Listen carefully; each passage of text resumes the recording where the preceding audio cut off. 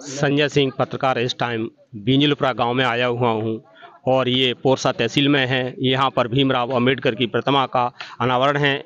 आज अंतिम दिन है, 3 दिन यहां पर प्रोग्राम चला है और मैं यहां जो कार्यक्रम में आए हुए कलाकार जो भीम के गुणगान गाने वाले कलाकार हैं, इनसे मैं जानूंगा और चर्चा करूंगा। भाई साहब, अपना परिचय दें। सबसे पहले तो मैं आपके बादल एक्सप्रेस न्यूज़ को बहुत बहुत धन्यवाद देता हूं। टीएच न्यूज़ से आप आए हैं और मेरा नाम सुमन प्रताप बौद्ध है। जिला मुरैना का रहने वाला हूं, इस एमपी में पड़ता है और भीम मिशन गायक हूं और बुद्ध गाथा वाचक हूं, जैसा कि आप देख रहे हैं। मैं आपसे जानना चाह रहा हूं, आप कितने वर्षों से भीम गाथा और बौद्ध के अनुयायी हैं, आप बताएं। मैं लगभग समझ लो आपके लगभग मुझे 25 वर्ष तो हो गए हैं इस कार्य को करते करते। वैसे तो 1984 से हम लोग, जब से बहुजन समाज पार्टी बनी है, तब से इस मिशन में हम लोग आए हैं। तो हमारे ताऊ जी डॉक्टर पीपी चौधरी साहब थे, वो पार्टी का काम देखते तो इसी पार्टी पर हम लोग मंचों पर जा कर के भीम मिशन के गीत गाते थे। साहब कांसी राम जी के ज़माने में भी और बहन मायावती जी का भी मंच हमने शेयर की हैं, साझा की हैं। और आज चलते चलते इस मुकाम पे कि आज हम बुद्ध गाथाओं के 3 दिन से लेके 5 दिन, 7 दिन, 10 दिन, 14 दिन ऐसे हम कार्यक्रम करते हैं। आपने माननीय पीपी चौधरी का नाम लिया जी, मैं आपसे जानना चाहूँगा, उनके जीवन में क्या हुआ था, उनका नाम आज लोग क्यों नहीं ले रहे, क्या वजह है? डॉक्टर पीपी चौधरी साहब, जैसा कि मैं बता रहा हूँ कि मेरे रियल ताऊ जी थे, खास ताऊ जी थे। और पहले वो मेडिकल ऑफिसर थे और जब राजनीति में आए, समाज का काम उन्होंने संभाला, तो इस्तीफा दे करके राजनीति में आए और समाज का बहुत काम किया। काफ़ी चुनाव भी लड़े, लेकिन कुछ मनवादी तबके के लोग हैं जो विरोधी सरकार हैं, उन्होंने ऐसे ईमानदार व्यक्ति को राजनीति में सफल मतलब एमएलए और एमपी बनने में सफलता प्राप्त नहीं होने दी।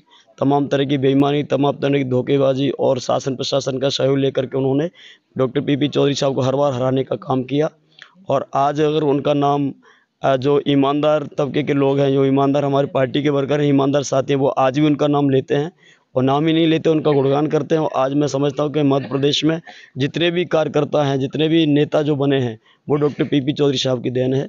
अब वो नाम नहीं लेते तो मैं उनको एहसान फरामोश कह सकता हूँ, कोई बड़ी बात नहीं होगी। क्योंकि पीपी चौधरी साहब यहाँ मध्य प्रदेश में जो राजनीति जो कर रहे हैं हमारे लोग, उन सबके गुरु माने जाते हैं।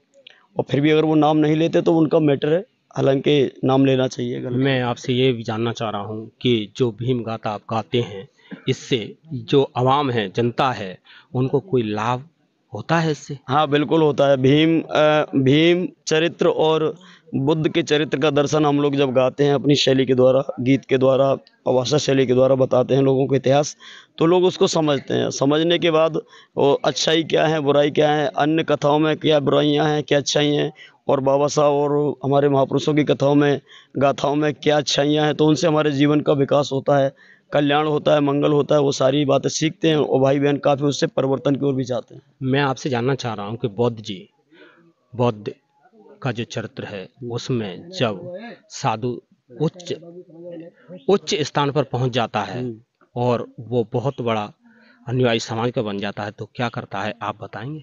देखिए, क्या करता है वो एक अलग मैटर, लेकिन क्या करना चाहिए ये विषय है। अगर बुद्ध की राह पे हम चलें या धम्म की राह पे चलें, तो जब हमें बुद्धत्व प्राप्त होता है, बुद्धत्व भगवान सिद्धार्थ गौतम को प्राप्त हुआ था 35 साल की उम्र में, निरंजना नदी के किनारे। जब वो 29 साल की उम्र में घर को छोड़ा है, तो निरंजना नदी के किनारे वो बैठे रहे थे। कम से कम 6 साल तक उन्होंने तपस्या की भगवान को प्राप्त करने के लिए, लेकिन भगवान और ईश्वर नाम की कोई शक्ति उनको दिखाई नहीं दी, ना उसका आवास हुआ।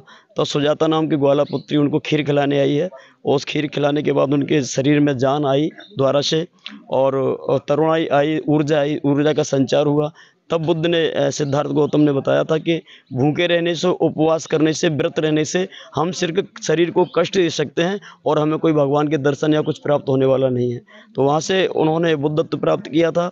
और आज के जो साधु संत हैं, तो इस बुद्ध धम्म में साधु संत नहीं होते, बुद्ध धम्म में बुद्ध के अनुयायी होते हैं और भंते जी होते हैं। तो इनको अगर बुद्ध का चरित्र इन्होंने धारण किया है, तो बुद्ध के चरित्र को लेकर के इनको गांव-गांव में जाना चाहिए, चारका करना चाहिए। चारका का मतलब विहार करना चाहिए, घूमना चाहिए और गली-गली, गांव-गांव जाकर के भाई बहनों को इकट्ठा करके बुद्ध के विषय बताना चाहिए।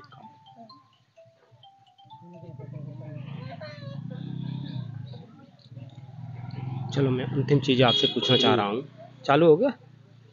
अंतिम चीज़ पूछना चाह रहा हूँ आपसे कि ऐसे बौद्ध बौद्ध जो उच्च कोटि के संत होते हैं, वो उनका कार्य क्या होता है? हमारे समाज को आप बताएं, इससे हमारा समाज मार्गदर्शन मिले। जो बनते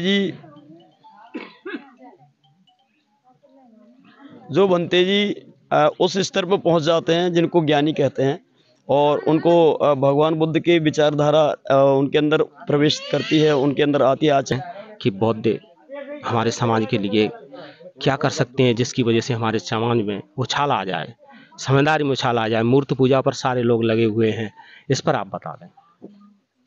बुद्ध का धम्म है जो हमारे समाज में उछाल तब आ सकता है, ऐसे हमारे गाने से और किताब पढ़ने से और या इस तरह के प्रोग्राम कराने से कभी उछाल और परिवर्तन नहीं आ सकता।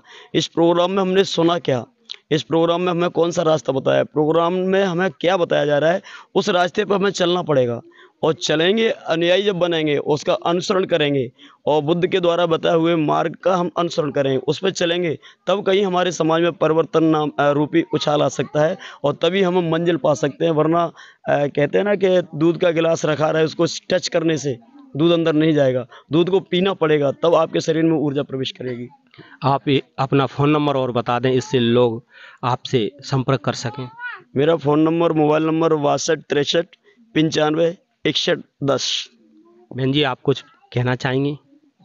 सबसे पहले आप सभी को बहुत धन्यवाद।